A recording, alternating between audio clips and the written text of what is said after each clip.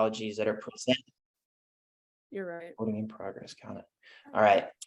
What I want to do is merge together two ideologies that are presented within these two books, which is Ready to Run and Anatomy Trains. So Dr. Strohacker told me that you guys are starting to introduce some biomechanics into your discussions, as well as some exercise physiology. So I did my best to merge some methods that I already know of and come up with a comprehensive presentation about them. Okay, so before I get into it, I will talk about or just mention where I've been, some things that I've done.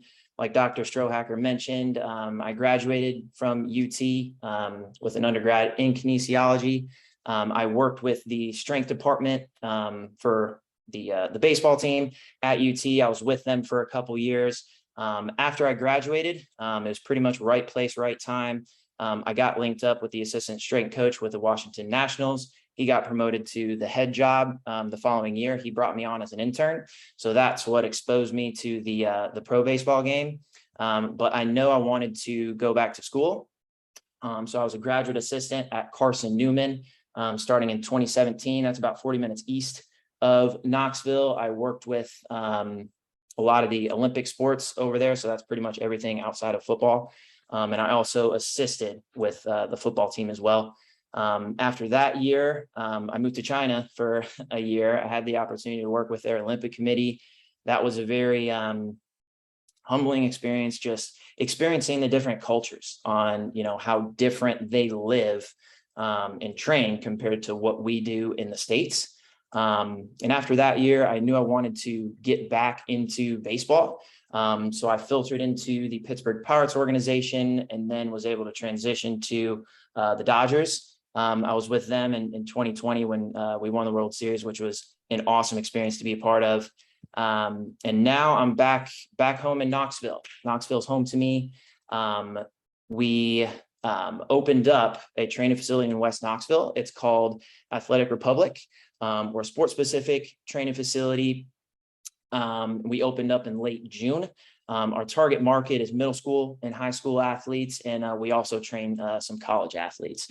So if anybody is working for part-time work or just want to gain experience in that area, we're continuing to build. And I'll give you my contact information after the presentation and would love to get in touch with you guys. So with that being said, we can get into the presentation. But before we talk about the principles in Ready to Run, so essentially the things we really need to look at for efficient running technique, we need to understand what the joint by joint approach is, right? So in strength conditioning and sports performance, this is a very simple concept, but it's very profound and it's necessary to understand, right? So your body alternates between mobile and stable joints. Starting from the ground, your ankle should be a mobile joint. Your knee should be a stable joint. Your hip and your shoulder, they are kind of special. They need to be mobile and stable, but mobility takes precedence, right? So the hip should be a mobile joint. Your lumbar spine, it should be a stable joint. Your thoracic spine should be a mobile joint. Your scapular thoracic joint, so that's where your shoulder blade attaches onto your rib cage, right? That should be a stable joint. Your glenohumeral joint, your shoulder joint, should be mobile as well as stable, but mobility takes precedence. Your elbow should be a stable joint, and your wrist should be a mobile joint, okay? So why is it important to understand this? So to give you an example, I've worked in baseball a lot and throwing athletes as well. So if you're lacking mobility, like rotational mobility at your hip, that's going to compensate up the chain. Whatever you tell your body to do, it's going to do it. It may just not be in the most efficient way possible, right? So if I'm throwing and I don't have mobility at my hip, that's going to compensate up the chain, and the added mobility is going to be at my lumbar spine, which is not what we want, right? Your lumbar spine should be a stable joint. Okay.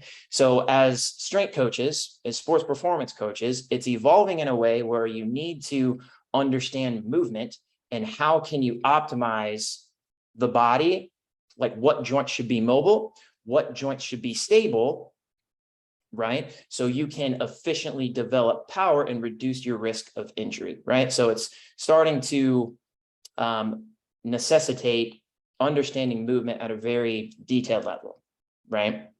So how can we assess this? There's different movement screens such as the TPI, the FMS, as well as on base U. So FMS is like the oldest movement screen in the book. It's good, but it also has its flaws. It's really good at assessing mobility in the sagittal plane, right?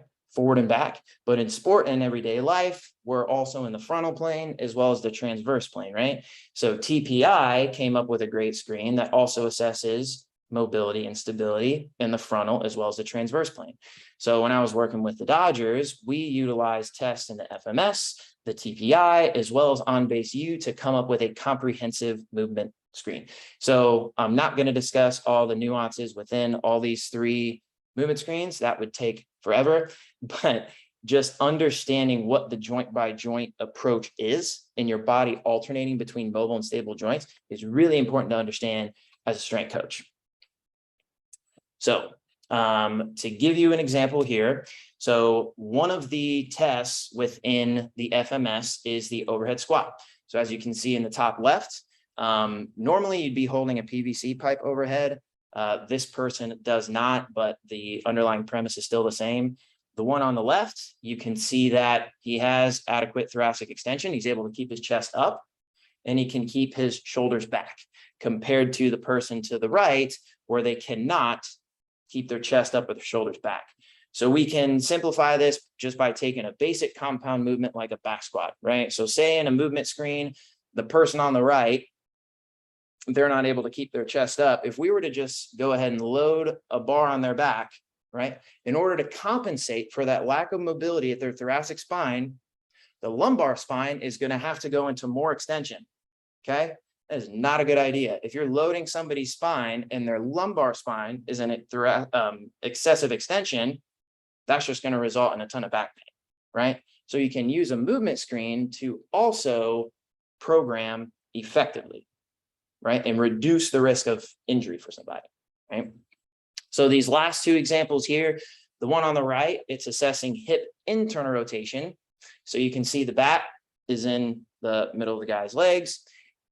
We want him to internally rotate about 45 degrees and touch that bat. If he can do it, he has good hip internal rotation. If he can't, he's missing mobility at the hip.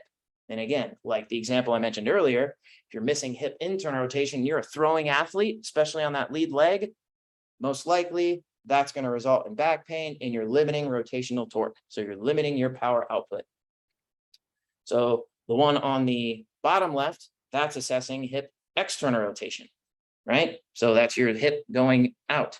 Ideally, we want to see 45 degrees of hip external rotation as well, okay? So I'll relate it to the throwing athlete again as well. So say we have a right-handed pitcher, okay? He's driving down the mound. When his left leg hits the ground, that lead leg, he's internally rotating on that hip, right? Whereas when he's driving down the mound on his right leg, he's externally rotating that hip. So when your hip externally rotates, you're getting more activation of your glutes. So if you don't have hip external rotation on that right side, you're limiting your power output because your glute isn't working as effectively, right? Your glute is the power generator at your hip. Okay, so that's kind of how these movement assessments in screens kind of add up to performance. Okay, so now we have that background. Now we can get into these ready to run principles. Reason why I chose proper running form is because you can relate it to anything. I've given a few examples about baseball, the throwing athlete. Not everybody's into that, right? But whether it's football, basketball, endurance running, sprinting, any other sport, running is, it's pretty much in every sport. It's applicable to a lot of different areas, right? So that's why I wanted to choose to talk about this. So sprinting mechanics can be very nuanced and detailed, but to really simplify it, as you can see this picture on the right, this dude, his right hip, he's driving it up, right? Your glutes and your hamstrings, they're the power generator in your lower half. If we want to sprint as fast as we can, we want to use our glutes and our hamstrings to help apply force into the ground. So think of it as a rubber band, right? If you stretch that rubber band, that's equivalent to driving your knee up. You're stretching the glutes and the hamstrings. As soon as you let that rubber band go, you're applying force into the ground, okay? If you were to watch somebody run, watch them sprint, 99% of the population is not going to drive their knees up. So they're pretty much shutting their glutes and their hamstrings off. They're not using them, okay? So the big takeaway with proper sprinting form is driving your knees up so you can apply force into the ground, okay? So we can use that for the rest of the presentation. So the things that are talked about in the Ready to Run book, starting from the ground up: neutral feet, ankle range of motion, an efficient squatting technique, hip flexion extension, a supple thoracic spine, supple just relating to mobile, as well as hydration. We'll briefly talk about that. And the anatomy trains that I'm going to incorporate, just as a background, anatomy trains are myofascial meridians that run throughout your body. So we know that a muscle has an origin and insertion, right? But muscles, they do not work in isolation. Myofascial meridians are muscles that have similar origin and insertions, and they follow a specific line of pull, right? So muscles have something called fascia that overlays them. It's kind of like a plastic sheet. And these myofascial meridians, they exert tension throughout this entire line of pull, and compensation can also be found up and down that chain, okay? So we'll talk about each one of these in a little bit of detail. There's 12 of them throughout your body, but I'm only going to talk about 5. You have the superficial back line, front line, the lateral line, spiral line, and functional lines. So I'm going to integrate these myofascial meridians and how they can affect those ready to run principles, okay? So now we can talk about the first standard, which is neutral feet. So within each of these standards, I'll say why it's important, okay? So landing in a neutral foot position, by doing so, as you can see to the picture to the right, when you land on the ball of your foot under your hip, not letting your heel strike, that essentially turns your Achilles off. You never want that. So when you land on the ball of your foot in a neutral foot position, that is going to efficiently load your Achilles in your posterior chain, okay? So we efficiently want to load the arch of the foot. So I have them listed here: your anterior transverse arch, which is essentially your first metatarsal, your big toe, to your fifth metatarsal. You have your lateral longitudinal arch, which is your fifth met to your heel, and then the medial longitudinal arch, which is from your heel up to the first metatarsal, right? So we want to efficiently load that. If we land pronated or supinated, as you can see in that picture, we're not going to be efficiently loading the Achilles tendon, right? So you can see that line of pull in the pronated and supinated, it's not straight up and down. So if you do that over time, that can relate to Achilles tendonitis, a tendinopathy, or plantar fasciitis. If you enjoy running like I do and have dealt with plantar fasciitis, it is debilitating. It is terrible. So making sure you're in a neutral foot position can help alleviate that. So neutral feet, it starts in your trunk. So making sure you want to go after your hips. What do I mean by that? If you're lacking hip mobility, if the front of your hip is tight, if your hip flexors are tight, which is like a majority of people, when you go behind your body, right, when you're running, when your hip goes into extension, if your hip flexor's tight, your hip is going to externally rotate. So when you come back to strike down again, because your foot is out, you land pronated, right? So if you have tight hip flexors and you habitually run like that, you could end up with a pronated foot, okay, losing that neutral foot position. And your Achilles is able to load and express 35% of the mechanical energy placed upon it. So if you're landing in a bad foot position, you're limiting the effectiveness of your Achilles, right? So standard number 2 is ankle range of motion. Again, why it's important. So by having proper ankle range of motion, you're able to freely use the elastic energy that your ankles provide. If your ankles are really stiff, most likely you're not going to be landing in a neutral foot position, or you could be landing collapsed, right? So to give another example, our ankle, we should be able to dorsiflex, right? So that's pulling your toe towards your shin, and plantar flex with full range of motion.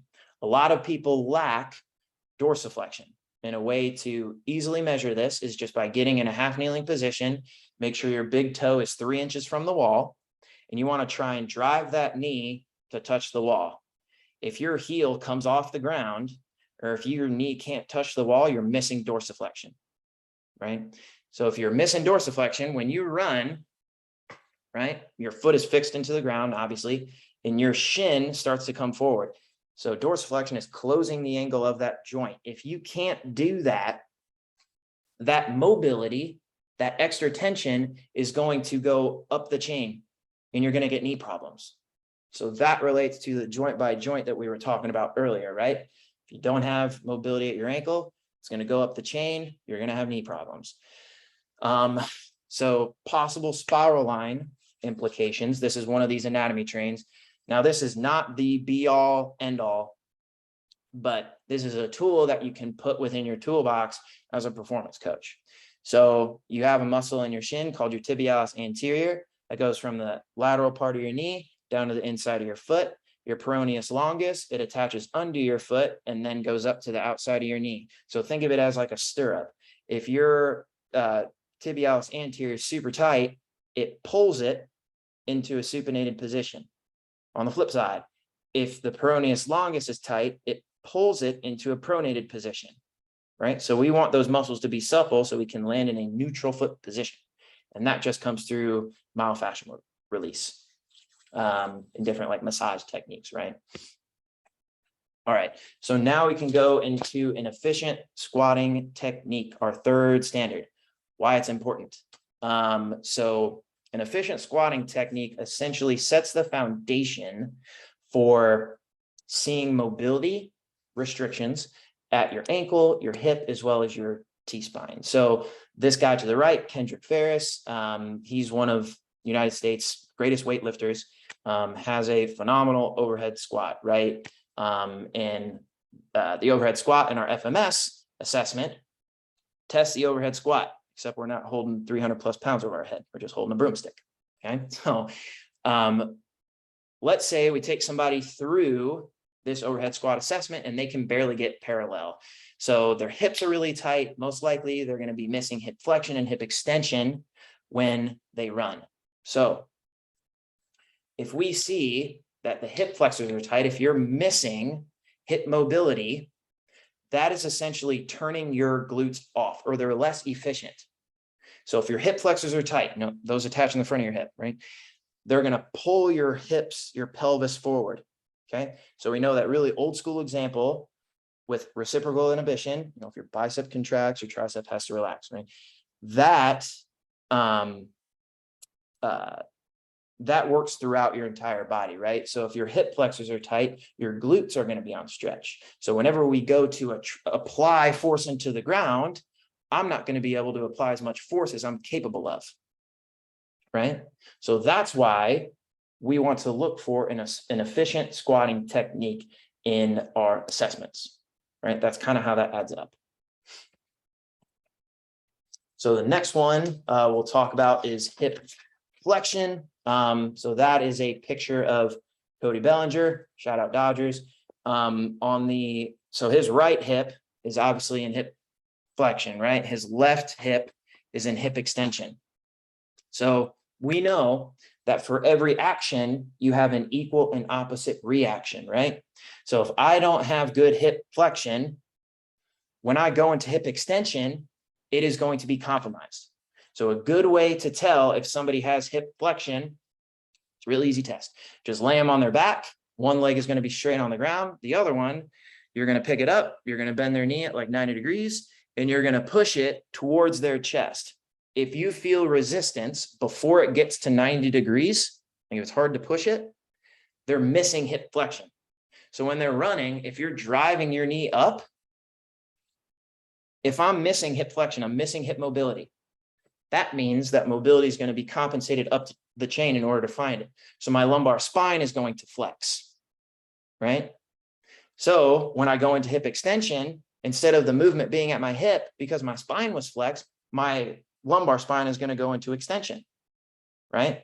So that extension is coming from my back.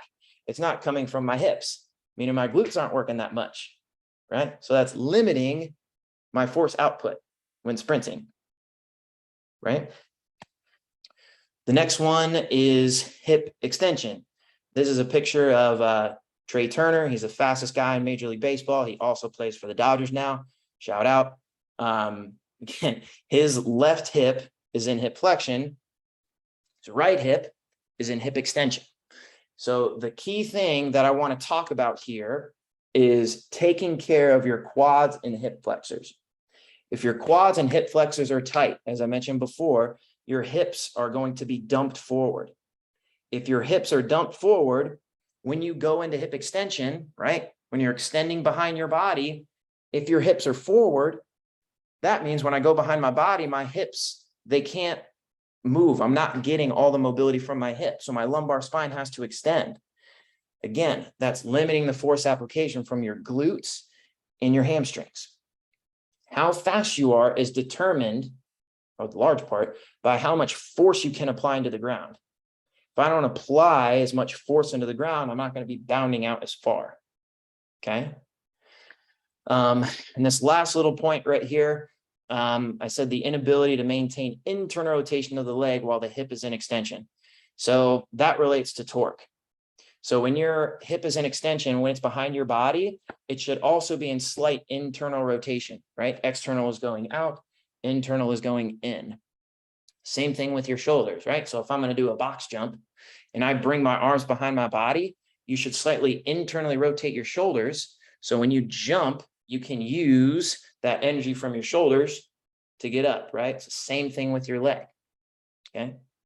Remember the example that I talked about earlier. If your hip flexors are tight and you come behind your body, your hip will externally rotate.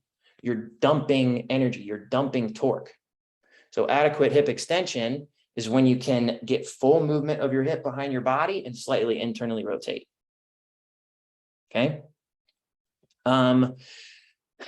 Next one, standard 6, why it's important. So your T-spine, your thoracic spine, your scapular thoracic joint, your shoulder blade, and your glenohumeral joint, your shoulder, they all work in tandem, right? So if your T-spine is super gunked up, chances are your shoulders are going to be really stiff, okay? So your shoulders help immensely when you run. If your T-spine is really tight, you're not going to be able to use as much of that elastic recoil that your shoulders provide when you run.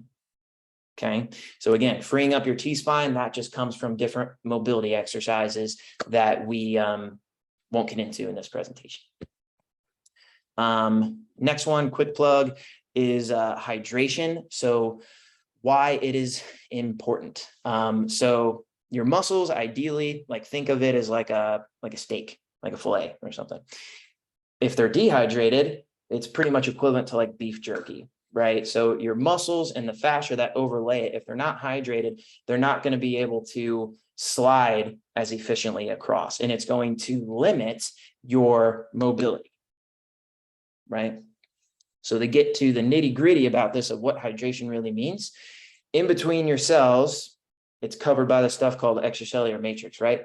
There's these things that come out of your cells called proteoglycans that hold on to water.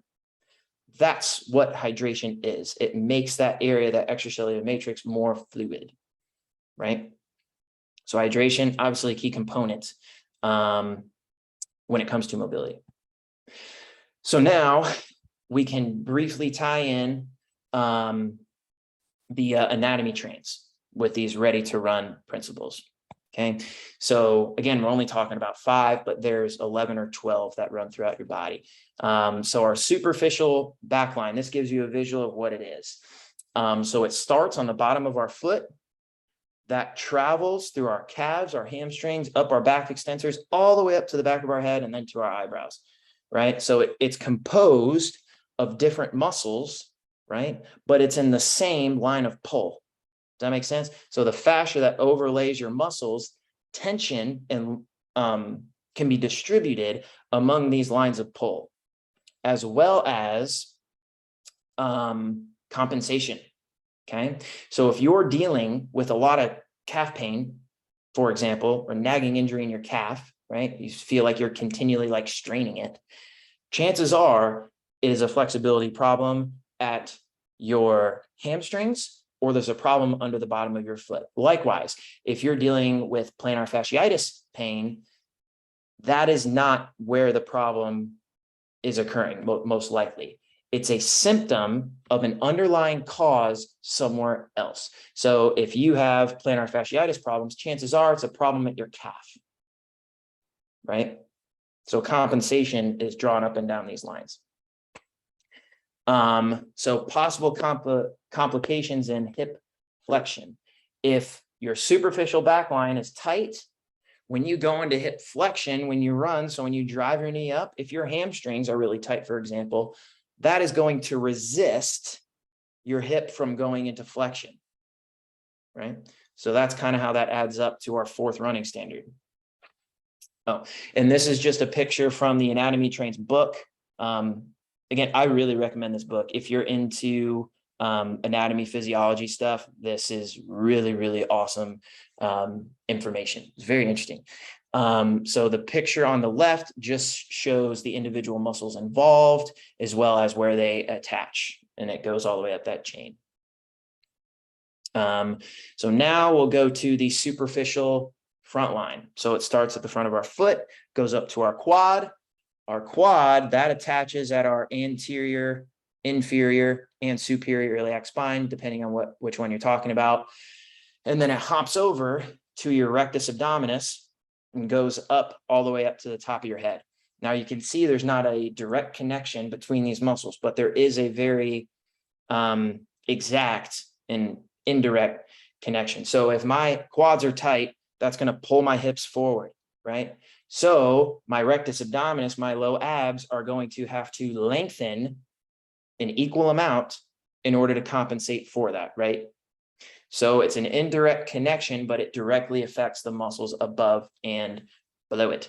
So again, already mentioned it, the possible complications in hip extension. If my quads are brutally tight, that's going to limit me from getting into hip extension, right? My quads are pulled forward as well. My glutes are on stretch. So that limits my ability to apply force into the ground with the glutes and the hamstrings. Okay. So pelvic positioning is very important. Sprint mechanics. You always want a neutral pelvis. Okay. That means straight up and down. It's not dumped forward. It's not pulled way back.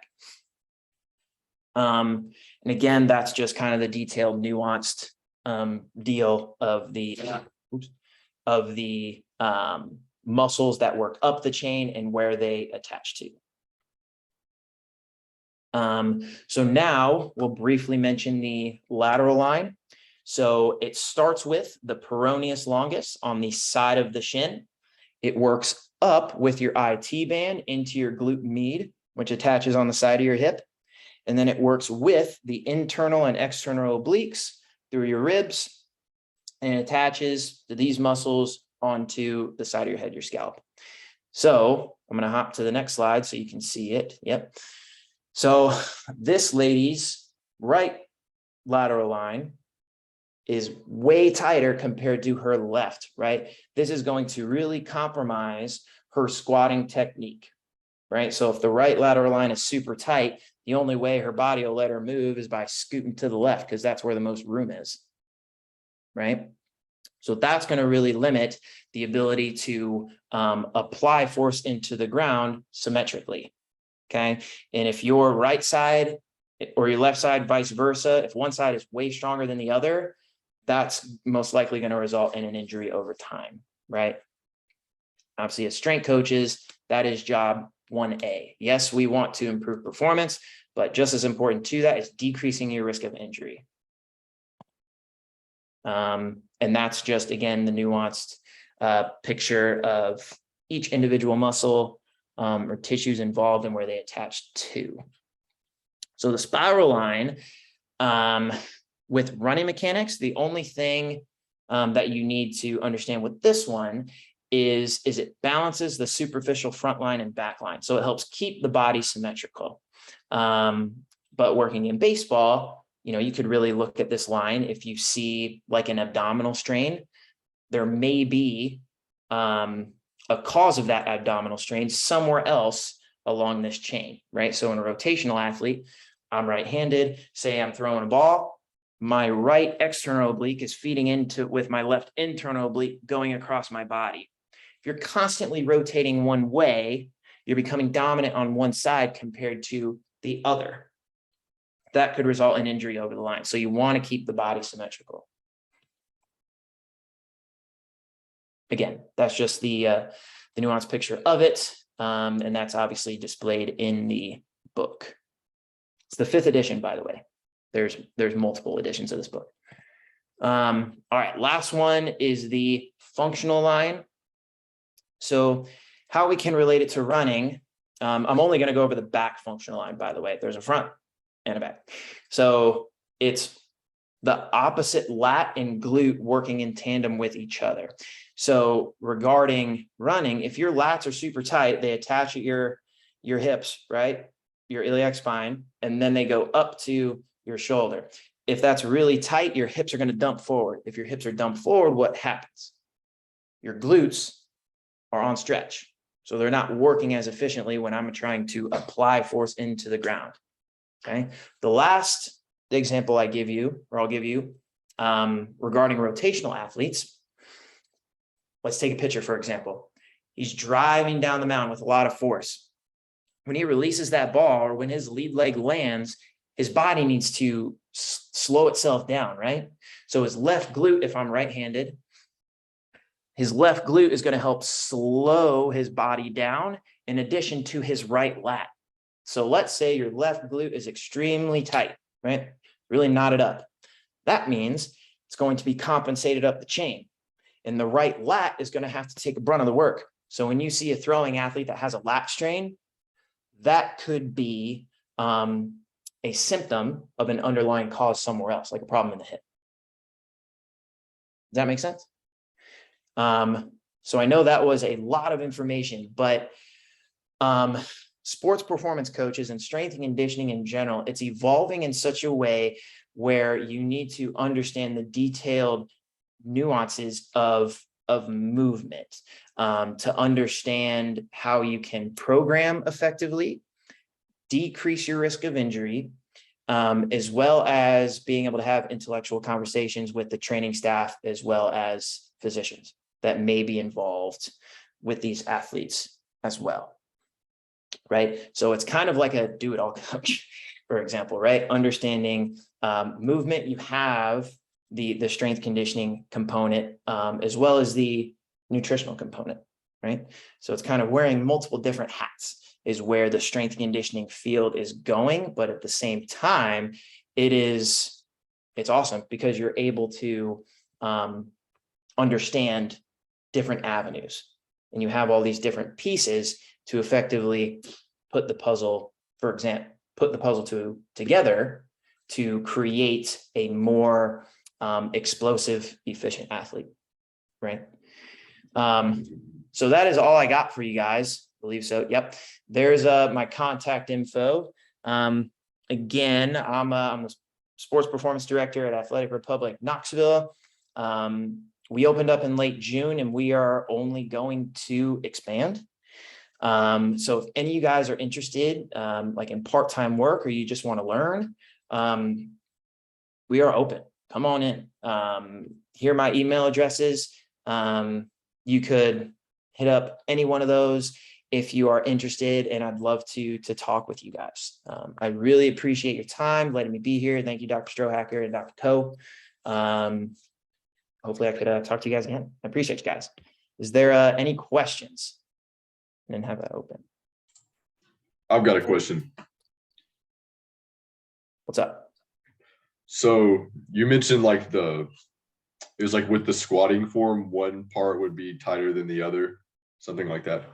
So when I squat, like a heavy squat, anything like above the 5 to 6 rep range and weight, totally good. As soon as I go down to 5 to 6 rep range, it just totally wreaks havoc on my low back.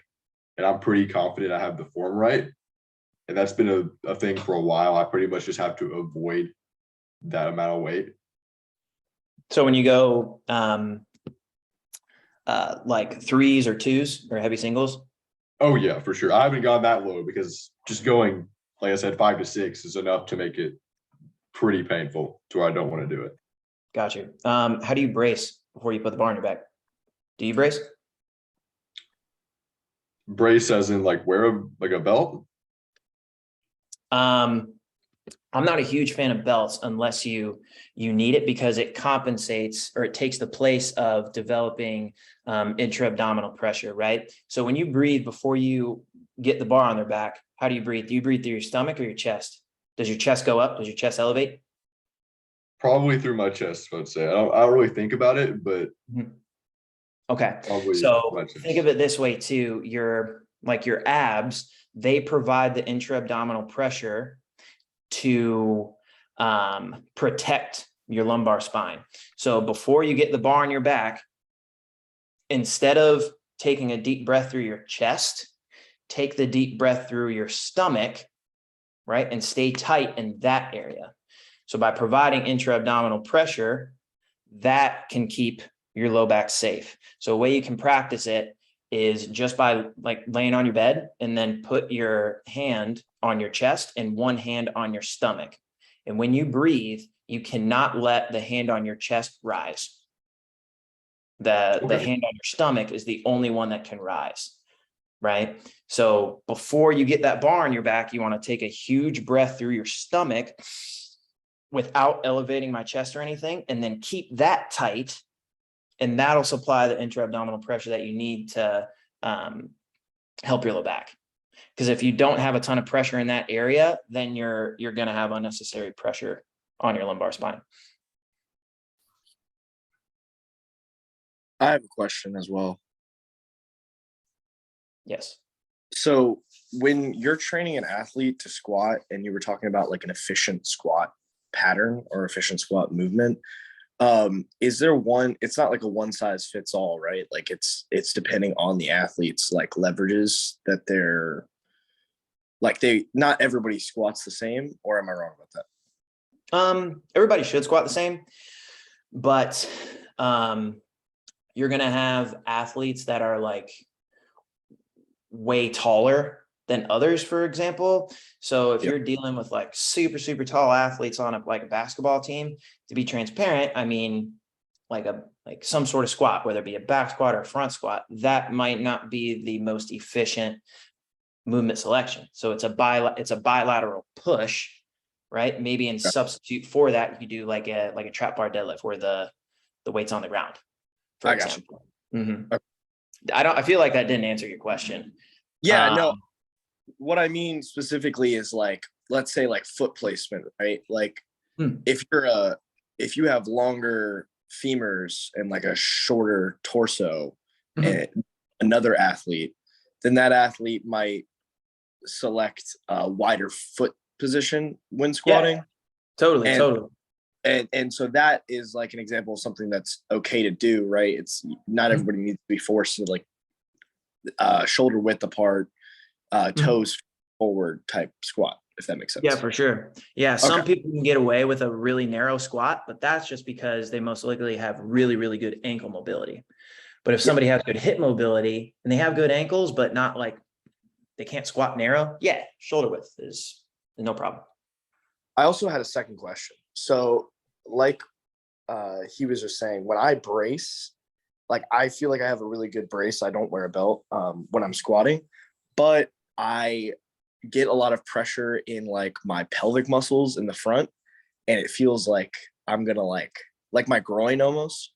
Do you know how to like correct for that, or like what exercises to do to make that better?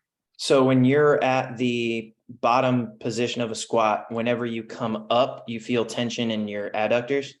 Yeah, and like specifically like also like my lower abs that leads kind of into like my pelvic pelvis, that area as well.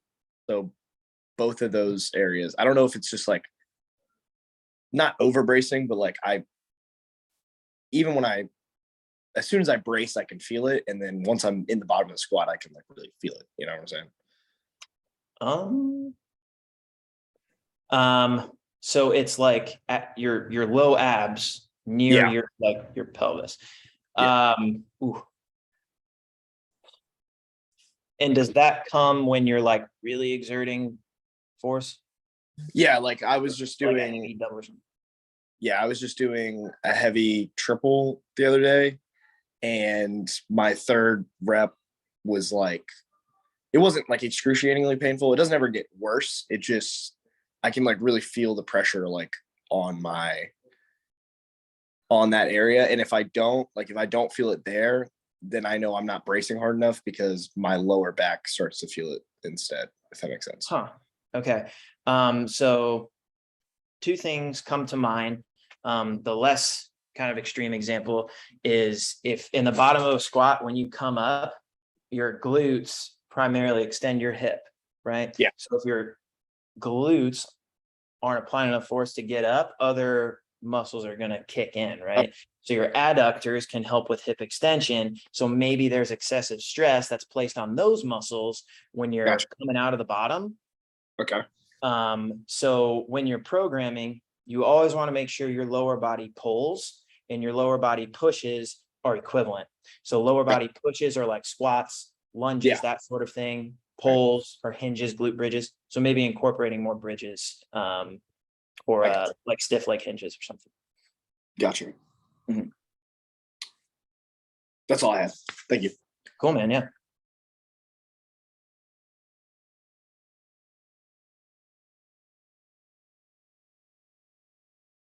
Mike, can you talk just about a little bit the day-to-day as a, in your director role? What does that look like? What is that job? So right now at Athletic Republic, I oversee 5 trainers, 5 coaches that we have right now. So in addition to our sessions where we focus on linear speed development, agility, we also have different strength sessions as well. So essentially I'm just like overseeing the programming that our trainers administer, in addition to training groups myself.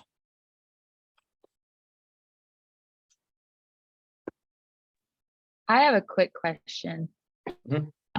So it's regarding certification. I know that in a collegiate weight room, the CSCS is kind of the main certification that they want you to have. When working with like an outside organization, like the organization you work with, or even somewhere such as D1, do you still require the CSCS, or would you, if a coach came in with plenty of experience, would you even accept like a USAW certification? Oh, for sure. Like, yeah, if you, I mean, if you know what you're talking, like certifications are good, but I'm not like a huge fan of them. Like they check the box, but it doesn't really tell you like, in an athlete that presents X from a movement screen, or they want to improve this, are you able to conceptually come up with a program? So like there's so many people that are able to do that without a certification. But like if you're wanting to work in collegiate sports, professional sports, like yes, that CSCS, it provides a great deal of knowledge. That's foundational, right? But like at Athletic Republic, we don't require a certification. We have our own certification process. It's a 3-level certification. It's actually really good. But yes, you at some instances you do need that cert to kind of check the box, but that's not the first thing that I would look at. Yeah. Personality, your ability to relate to people, I think is just as important as your ability to effectively program. Because in strength conditioning, you're going to deal with a lot of different personalities, so your ability just to connect with people, if you can do that, then the athletes are going to open that door of trust, so to speak, and really listen to you, you know? Hopefully I didn't go off on too big of a tangent there. No, I really appreciate that. Thank you. Yeah.